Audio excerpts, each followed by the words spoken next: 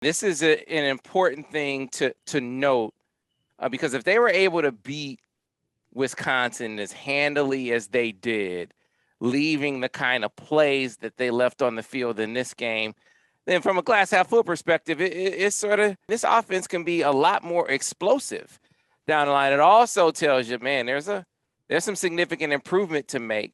But we saw him make some strides in this game. We saw him make strides from the last game to this one because Joel Klatt made note during the broadcast. He said, hey, the coaches told us he never got back in sync after that big hit, the targeting hit against Rutgers, right? We speculated about that. I think it was educated speculation that really bothered him.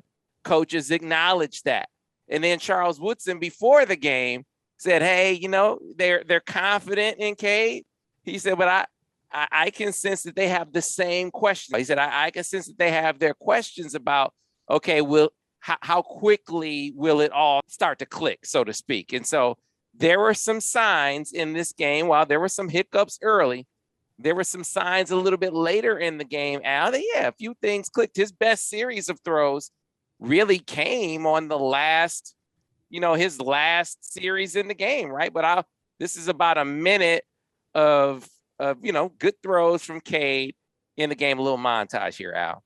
Yeah, he got a little rhythm here at the end that was, I thought, pretty impressive. This one is still a little early. Change. Yeah, here's a little pocket change pass off a split zone. This is a little later on.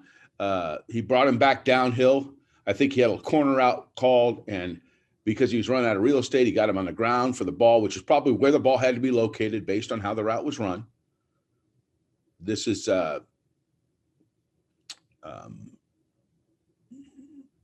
this is well located and well competed for by is that Sanders still? Yeah, that was Mikey. The ball was well located and he fought him for it and got it, and you love seeing that in a receiver. It doesn't have to be a bomb to be a 50-50 ball. You can throw a ball in there that either guy can catch on an intermediate throw too. This is the back shoulder. Excellent throw. This is rare footage now. He back shouldered a wheel route. He saw the flat defender running with the wheel, and rather than trying to loft it over his head and throw a low percentage ball, he back shouldered the ball and located it perfectly on the sideline. Very nicely done. All right, and this is the touchdown to CJ. Yeah, they maxed up the protection. They sent him to the corner, and he threw it up there where only the good guy can get it, put it right on top of his head, and gave him a chance to make the play, which I think is just crucial. And then here's a 2-point conversion where they're pressing CJ. He runs a little short comeback, located low and outside. I'd like to see that ball down a little bit more, but that really was well timed. Problem with throwing it up there on comebacks is if it's tight coverage, they strip you. So you'd always like to keep a comeback throw between the waistline and the thigh boards. That way the guys can't rip the ball out of your hands. But the timing was so good it didn't matter. Right. And so, the thing is that last series, so you had the back shoulder wheel, you had the corner route to CJ, you had the sprint out for the 2-point conversion. That was his best sort of series of throws. Like in one series, it was pretty up and down. Before that, he'd have like a really good throw, and then there'd be one where he missed. He'd get a deep shot, and then maybe be behind a guy. So it was up and down. It was inconsistent, but it was enough.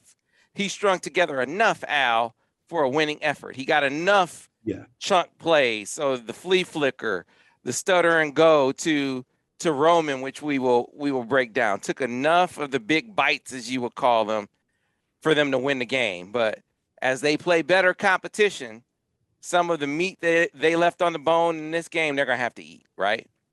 Well, the thing about it is that if the other team's moving the ball and giving them less chances, you're not afforded the luxury of wasting downs with bad throws or bad decisions. You've got to be more efficient because now the other team's matching what you're doing offensively. Where in this game, Wisconsin was really, really inefficient and was not moving the ball very well. The defense kept pounding them, so you got more chances on offense. So if you made a bad throw or a bad decision or anything, it wasn't just a quarterback, there was more wiggle room for mistakes. But when you get in a tighter game where they're moving the ball better and it's back and forth, now every throw is precious. Every decision is crucial. So if you leave yards on the field or points on the field, it hurts more at the end of the game.